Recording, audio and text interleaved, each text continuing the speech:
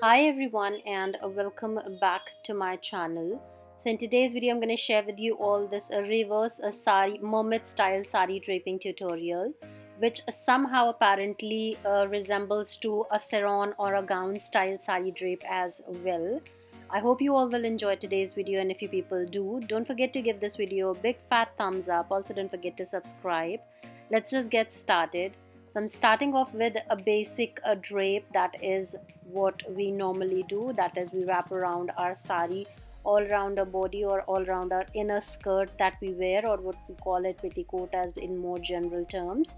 And then going ahead towards the fancy end of the sari, that is the pallu end, I'm gonna go ahead and pleat it, roughly pleat it, and keep it onto my left shoulder, surrounding my body in an anti-clockwise direction.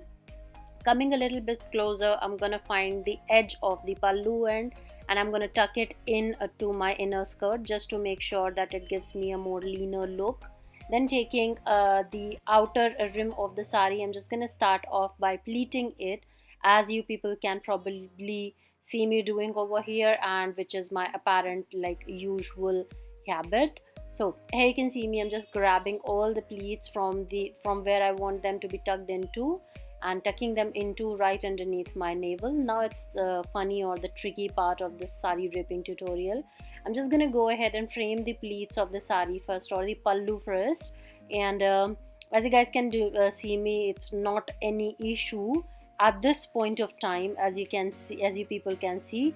And I'll give all of my efforts in arranging that pallu as I want it to be arranged, like you people are watching me doing over here, like my 100% efforts, my all my efficiencies I'm giving to gather all the pleats and make it perfect.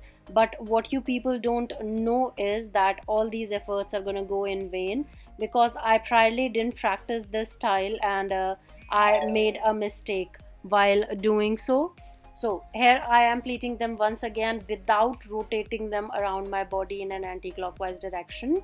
And now I'll be grabbing all the pleats in my hands, one after the other. And you need to keep the pallu of this sari a little bit longer than usual, because it will revolve all around your body once again, not now but later on.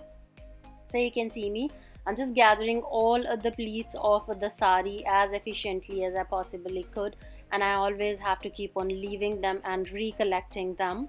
Now finally I have them in hand, so I am just gonna rotate it, bring it around like completely as I've shown you the motion over here, and then placing it over my shoulder. Now it is perfectly fine. I'm just gonna pin it at the right place, and then I'm going to take the top edge of the sari, not the bottom but the top edge of the sari, and I'm going to bring it all around my body, and I'm going to bring it all the way down towards the pleats that I earlier created, or the center pleats what they are actually called.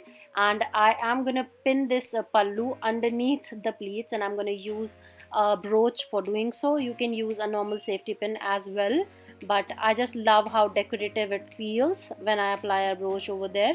So here you can see me, I've just tucked it into place, and with that being done, this sari drape is complete. I hope you all have enjoyed it, and if you people did, don't forget to give this video a massive thumbs up. I'll see you guys. Bye bye.